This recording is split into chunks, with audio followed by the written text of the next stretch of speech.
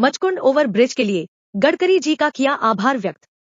धौलपुर राष्ट्रीय राजमार्ग 44 पर मचकुंड चौराहे पर ओवर ब्रिज को लेकर संघर्ष कर रही धौलपुर संघर्ष समिति ने केंद्रीय मंत्री नितिन गडकरी का आभार व्यक्त किया है। धौलपुर संघर्ष समिति के संरक्षक डॉक्टर विजय सिंह ने प्रेस वार्ता के माध्यम से बताया कि मचकुंड चौराहे पर ओवर ब्रिज को लेकर धौलपुर संघर्ष समिति पिछले 11 वर्षों से संघर्ष कर रही थी, जिस पर समिति को सफलता प्राप्त हुई है। केंद्र सरकार द्वारा मचकुंड चौराहे पर ओवर ब्रिज स्वीकृत कर दिया गया है, जो कि जिले वासियों की महत्वपूर्ण मांग थी। उन्होंने बताया कि मचकुंड चौराहा धौलपुर का प्रमुख ब्लैक स्पॉट है और यहां नियमित दुर्घटनाएं होती रहती है।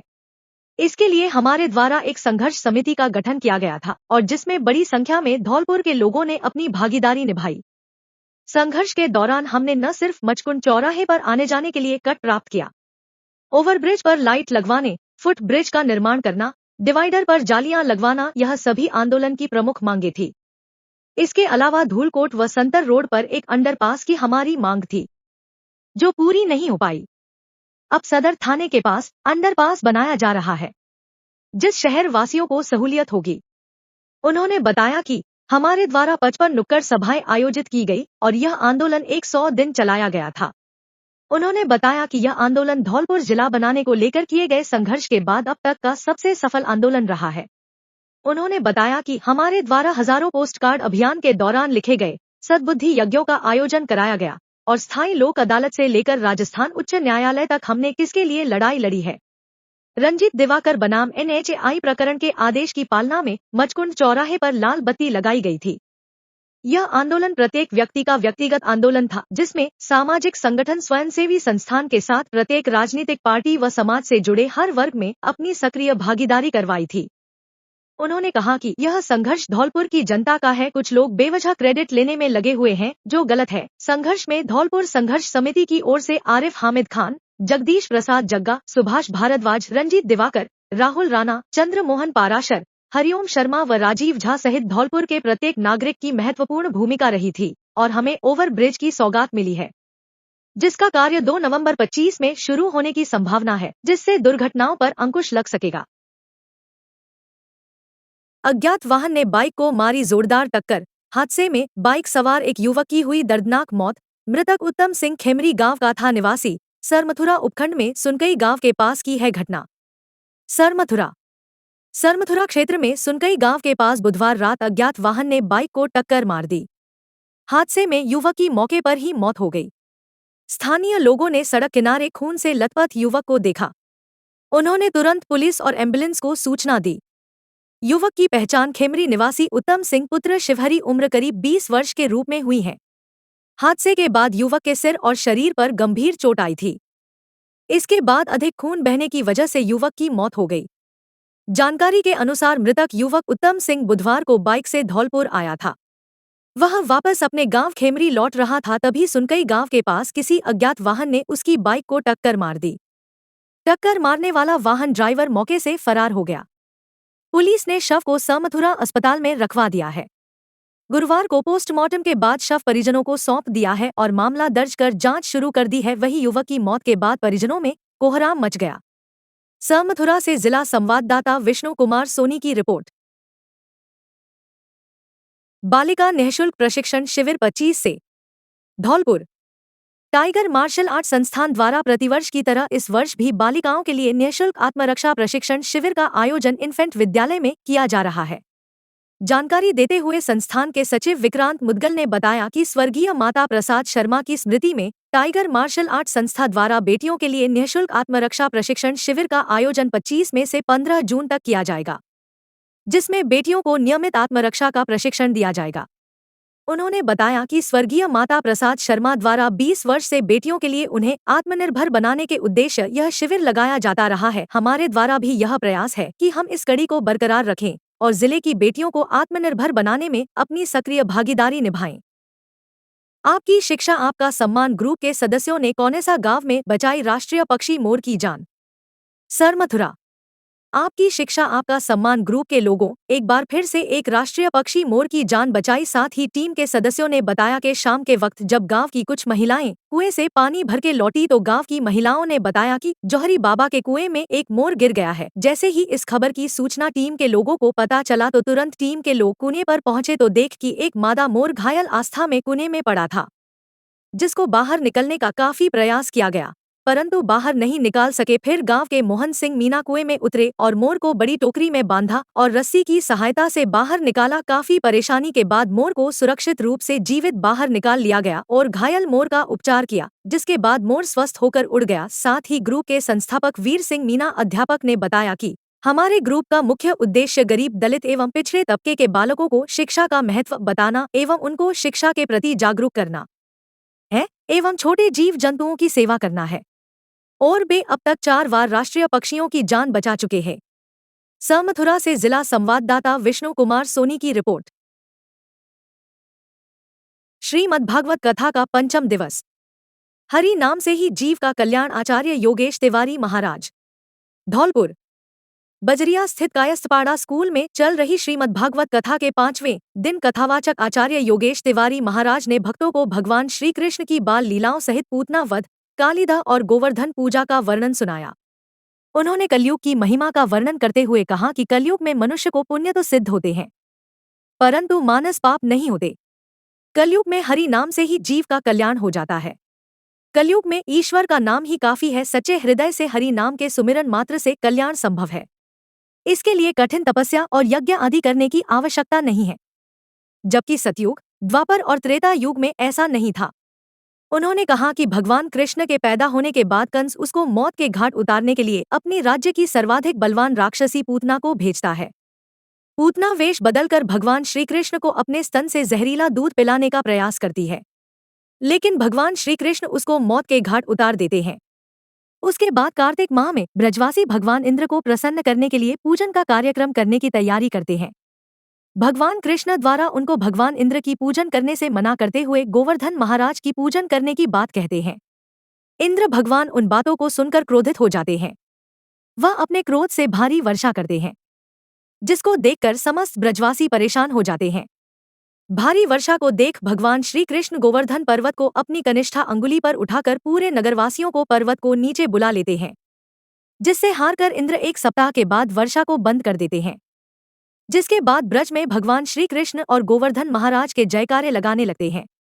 इस दौरान कथावाचक और गायक कलाकारों द्वारा कछु माखन से बल बढ़िया, कछु गोपन करी सहाय, श्री राधे जू की कृपा से मैंने गिरिवर लियो उठाए भजन की प्रस्तुति ने श्रोताओं को झूमने पर मजबूर कर दिया। कथा समाप्ति पर श्री भागवत पुराण की आरती की गई और प्रसादी का वितरण किया गया। प्राणघातक हमले के आरोपी योगेंद्र उर्फ चटकनी पुत्र हरिचंद्र निवासी धारापुरा को थाना राजाखेड़ा पुलिस ने किया गिरफ्तार। आरोपी की प्रतिबंधित चंबल बजरी परिवहन एवं अन्य मामलों में भी है संलिप्तता। पुलिस अधीक्षक श्री सुमित मेहड़ा के निर्देशन एवं शो राजाखेड़ा श्री रामकिशन यादव के नेतृत्व में पुलिस टीम की कार्रवाई। मुख्य सड़क में हो रहे गड्ढे दे रहे हादसों को निमंत्रण, जिम्मेदार बेक पर। मथुरा कस्बा से होकर गुजर रहे करौली धौलपुर रोड पर वर चौराहे से आगे बीएसएनएल टावर के पास बीच सड़क में बड़े बड़े होने से लोगों को खासी दिक्कतों का सामना करना पड़ता है और रोजाना इन्हीं गड्ढों ने 2 पहिया वाहन चालक भी गिरकर चोटिल हो रहे हैं, जबकि इसी मार्ग से ही रोजाना प्रशासनिक अधिकारियों की गाड़ियां भी गुजरती है, लेकिन उन्हें ये समस्या बिल्कुल दिखाई नहीं देती और इसका खामियाजा लोगों को भुगतना पड़ता है। वहीं सबसे ज्यादा दिक्कत हो पैदल राहगीर एवं आसपास दुकान करने वाले लोगों को होती है, क्योंकि इन्हीं गड्ढों में भरा कीचड़ युक्त पानी वाहनों के निकलने से उछलकर उनकी दुकानों में आ जाता है। वहीं पैदल राहगीरों के कपड़े तक खराब हो जाते हैं। मथुरा से जिला संवाददाता विष्णु कुमार सोनी की रिपोर्ट।